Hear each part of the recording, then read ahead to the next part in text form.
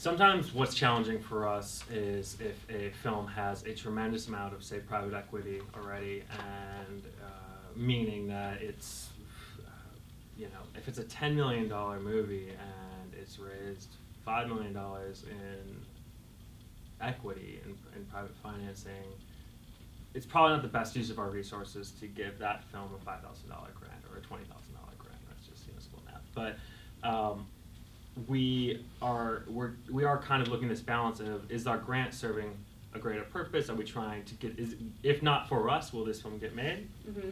Or are we're not, our business model is not to minimize the risk of investors. That is not what we are about. That's not what we're here to do. We're not a tax incentive, we're not that entity. We're a mission-driven organization.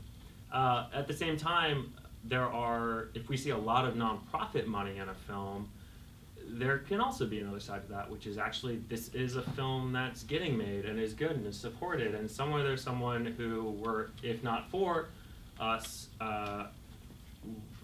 might not get made. And so occasionally a film with hundreds of thousands of dollars and grant funds already in place might not be, we're not just going to tack our name onto a film because it feels good. Mm-hmm. So if it feels like we won't have a great amount of impact, it might not be the film for us in that moment either. And that might be different from other funders who say, okay, Sundance and Cinereach and everybody else is on this, I want to get on this. So, but that Cinereach is a little different in that way, that you guys are like, we're really looking for the need and we're going to not fund just because everyone else is doing it. And I think that's because our starting point is like, we're an arts and culture funder. We are coming to this as people who also produce films outside of this. So that's how we're looking at things, particularly if you're making a film about an environmental film and you are reaching out to foundations that might have resources available for supporting films but aren't really like film foundations.